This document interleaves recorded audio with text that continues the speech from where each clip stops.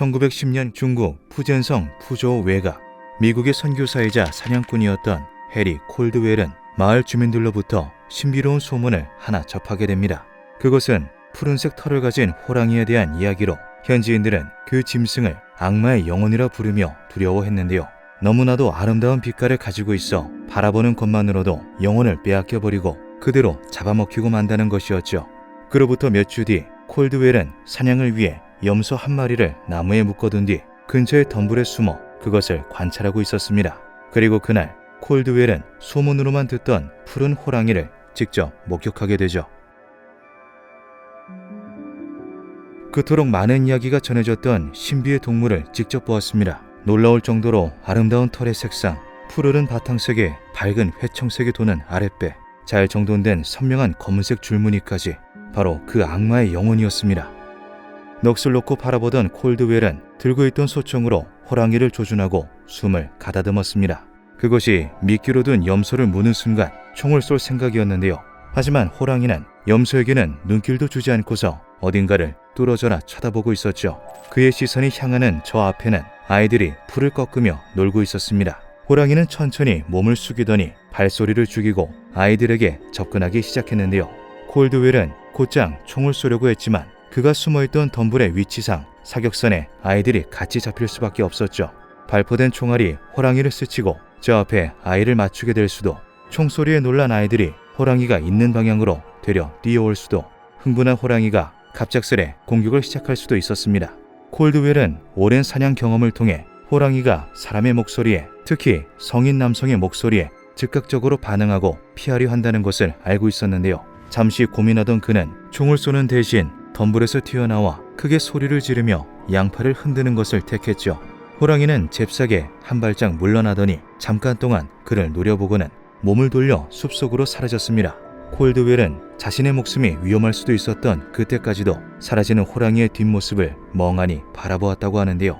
햇빛을 받아 더욱 반짝이는 윤기나는 푸른 털은 정말 보는 이들을 홀릴 정도로 아름다웠죠.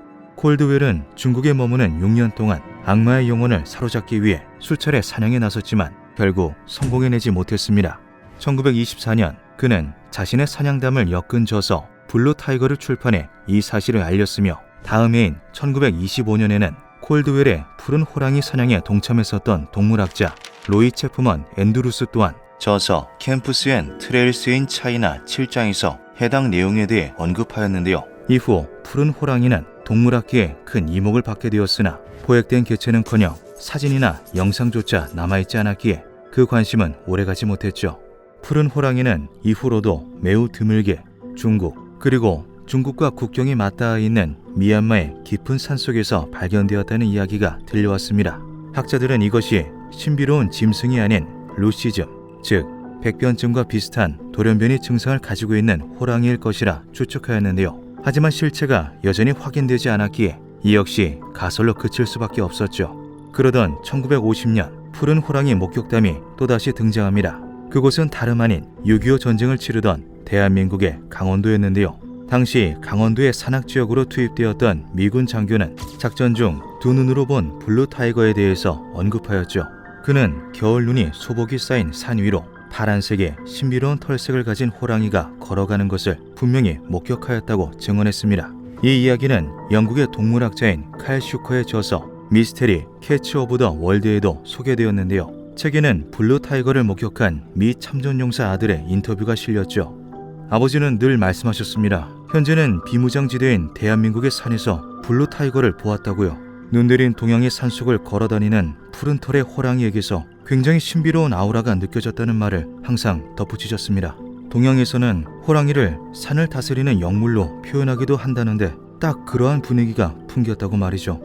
남한의 호랑이는 1924년 강원도 횡성에서 포획된 것이 마지막이라 알려져 있습니다.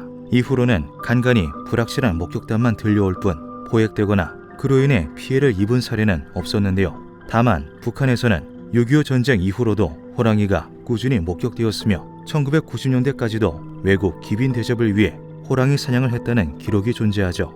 강원도라는 지역의 위치와 호랑이의 넓은 활동 반경을 생각하면 6.25 전쟁 당시 미군이 현재 비무장지대에서 호랑이를 목격했다는 것은 충분히 납득 가능한 일화입니다. 단 그것이 전설 속의 푸른 호랑이라면 이야기가 달라지는데요. 이로써 푸른 호랑이가 목격되고 관련한 기록이 남은 곳은 중국, 미얀마에 이어 한국까지 총 3곳이 되었죠. 하지만 추가로 소집되는 목격담들에도 학자들은 이것이 돌연변이 개체일 뿐이라며 흑색증의 일종일 것이라 설명하였습니다. 흑색증으로 인해 검은색의 털을 가지게 되는 호랑이는 햇빛 반사 등의 이유로 털이 푸르스름하게 보일 수도 있다는 것인데요. 그러나 이에 반박하는 의견 또한 많았죠. 흑색증을 앓는 호랑이들은 멜라닌 색소 과다로 인해 검은 줄무늬가 더 짙고 넓어지는 것이지 바탕색, 즉 원래의 주황털이 까맣게 나는 것이 아니라는 것이었습니다.